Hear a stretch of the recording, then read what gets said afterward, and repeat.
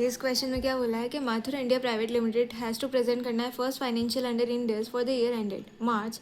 The transition date क्या है हमारी 1 April 2001। Following adjustment were made upon transition to Ind S.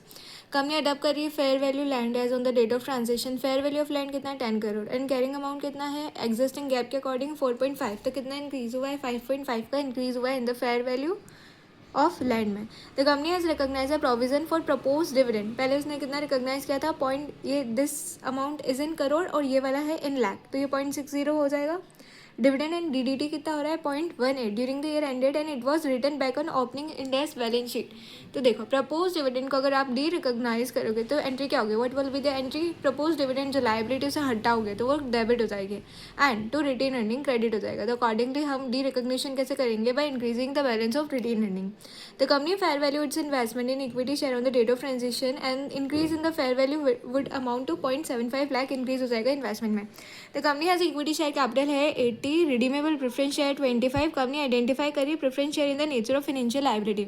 Reserve and surplus हमें दे रखा है before transition is 95, presenting 40 crore as a general reserve and 5 crore as a capital reserve. Out of this balance is in its retained earning. तो accordingly हमें ये सारी computation करनी है। तो कैसे करेंगे, पहले हम statement of changes in equity बनाएंगे, उसके अकॉर्डिंग एज पर इंडेक्स हम क्या ले सकते हैं, इक्विटी कैपिटल लेंगे और प्रेफरेंस शेयर तो आएगा ही नहीं because it is financial liability not equity. As per as it is as per Ind AS it is not the part of equity. तो हम क्या लेंगे, simply debt is share capital लेंगे। देन अदर इक्विटी में अब हमें क्या है कि इंडेक्स में अलग अलग करके बताएंगे, जैसे कि उसमें तो हम टोटल रिजर्व दिखा देते थे बट इसमें कैसे दिखाएंगे, जनरल रिजर्व अलग, कैपिटल रिजर्व अलग एंड बचा हुआ balance in retain earning.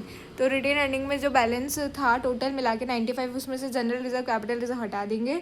Increase in fair value of land 5.5 का बढ़ा देंगे। डी रिकॉग्निशन करेंगे, प्रपोज डिविडेंड का उसे भी ऐड करेंगे क्योंकि हम लाइबिलिटी को कम कर रहे हैं बट रिटेन अर्निंग को बढ़ा रहे, तो रिटेन अर्निंग भी ऐड हो जाएगी यहाँ पे 0.78 से और increase in value of investment 0.75 से हो जाएगा। तो ऐसे करके हमारा आंसर कितना आ रहा है 182.03। ये आ रहा है हमारा एज पर इंडेक्स। अब हम रिकन्सिलेशन बनाते हैं, एस से इंडेक्स पर ले जाएंगे। तो एस के अकॉर्डिंग क्या होता था, इक्विटी शेयर कैपिटल और उसके अलावा प्रेफरेंस शेयर भी पार्ट होता था इक्विटी का, तो 25। तो ऐसे करके हमारे 105 है। उसके बाद we get the reserve and surplus कितना आएगा 95। तो we will get the total equity as per AS, but इसमें से हम प्रेफरेंस शेयर्स को हटाएंगे because as per Ind AS it is financial liability, तो हम इसे डिडक्ट करेंगे। प्रपोज डिविडेंड को डी रिकॉग्नाइज करेंगे तो अगेन ऐड करेंगे जो भी फेयर वैल्यू था इंक्रीज इन लैंड वो ऐड करेंगे, increase in value of investment due to remeasurement वो भी ऐड करेंगे and we will reach to the Ind AS से हमारे पास आ जाएगा 182.03। तो इस तरीके से हमने इसको पूरा किया है एंड अकॉर्डिंगली हमारा आंसर आ गया है।